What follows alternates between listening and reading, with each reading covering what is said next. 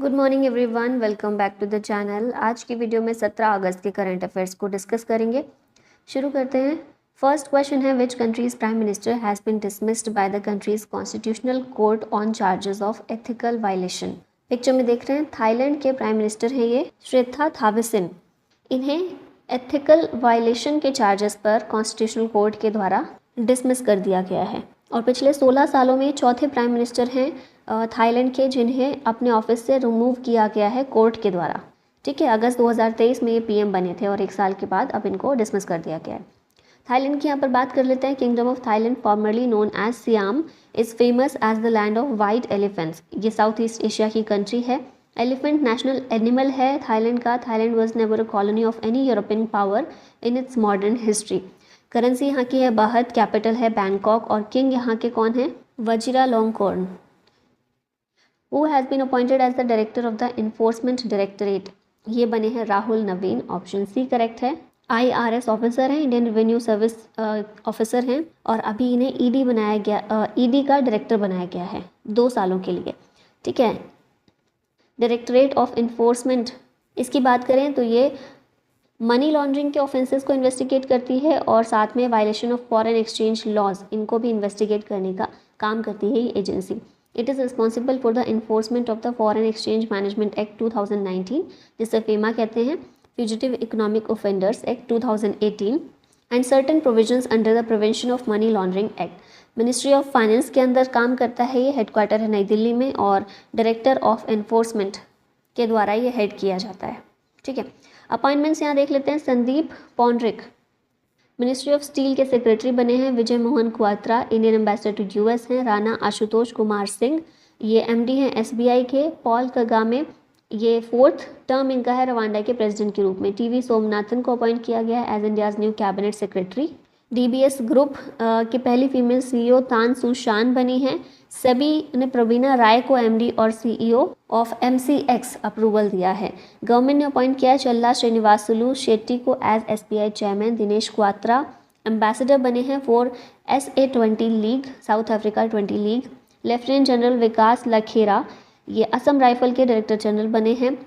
SSB के DG Daljit Singh Chaudhary जो हैं, इन्हें बीएसएफ के डायरेक्टर जनरल के रूप में एडिशनल चार्ज दिया गया है। लेफ्टिनेंट जनरल साधना सक्सेना नायर ये पहली महिला बनी है to be appointed the director general of medical services. Indrani bridge has been inaugurated in which state? इसको सिक्किम में इनॉग्रेट किया गया है सिक्किम के सीएम प्रेम सिंह तमांग के द्वारा। तीस्ता रिवर के ऊपर इसको बनाया गया। Bridge stands at a height of 300 feet. October 2023 में ये फ्लैश फ्लड की वजह से डैमेज हो गया था, जिसके बाद इसको रिनोवेट किया गया और अभी इसका इनॉग्रेशन हुआ है। इसे कंस्ट्रक्ट किया था BRO ने। बॉर्डर ऑर्गेनाइजेशन की अब बात कर लेते हैं। BRO को 7 मई 1960 में इस्टेब्लिश किया गया था with the objective of securing India's borders through development of infrastructure in the remote areas of the northern and north eastern states. 7 मई 2023 को 64th रेजिंग डे था ब्रो का। Bro has dedicated itself to the nation by constructing more than 63,000 kilometers of roads, 976 bridges, 6 tunnels and 21 airfields since its inception. Last एक साल जो गया है पूरा 2023 का, उसमें ब्रो ने रिकॉर्ड भी बनाया है 193 प्रोजेक्ट्स का at a cost of 5400 crore in 8 border states and 3 union territories. BRO ने इनॉग्रेट किया है एक टेक्निकल ट्रेनिंग कॉम्प्लेक्स को and an automated driving track को on the occasion of its foundation day. Director general BRO के हैं lieutenant general Raghu Srinivasan. The ancient Ratnagiri rock art has been declared a protected monument by which state government? तो इसे Maharashtra government के द्वारा protected monument के रूप में डिक्लेयर किया गया है। रत्नागिरी रॉक आर्ट, इसे कटल क्राफ्ट के रूप में भी जानते हैं। Protected by the archaeological survey of India, it has more than 1500 petroglyphs image created on the surface of the rock. These sites are said to be more than 12,000 years old. Which region is primarily affected by the recent mpox outbreak? कौन सा reason है ये? Africa है जो mpox से मुख्य रूप से प्रभावित हुआ है। WHO ने डिक्लेयर किया है mpox आउटब्रेक्स को कोंगो और अफ्रीका में एक ग्लोबल इमरजेंसी के रूप में। mpox एक इन्फेक्शियस वायरल डिजीज है that can occur in humans and other animals. mpox also known as monkeypox has been declared in 13 countries this year and more than 96% of all cases and deaths are in Congo. यहाँ पर WHO की बात कर लेते हैं। ये UN की एक स्पेशलाइज्ड एजेंसी है which works to achieve better health for all in the world. 7 April 1948 में इस्टेब्लिश हुई थी। 194 कंट्रीज़ और 2 एसोसिएट मेंबर्स इसमें शामिल हैं। डायरेक्टर जनरल हैं टेड्रोस अधनॉम गैब्रियेसस। हेडक्वार्टर है जेनेवा स्विट्ज़रलैंड में। फाउंडेशन डे होता है 7 अप्रैल को और इसी दिन को वर्ल्ड हेल्थ डे के रूप में ऑब्जर्व किया जाता है। Fumio Kishida is the prime minister of which country who has announced to step down in सितंबर 2024। फूमियो किशिदा जापान के प्राइम मिनिस्टर हैं जिन्होंने अनाउंसमेंट किया है कि सितंबर 2024 में ये स्टेप डाउन करेंगे और जो अपकमिंग वोट है, अपकमिंग इलेक्शंस जो आने वाले हैं उसमें कंटेस्ट नहीं करेंगे।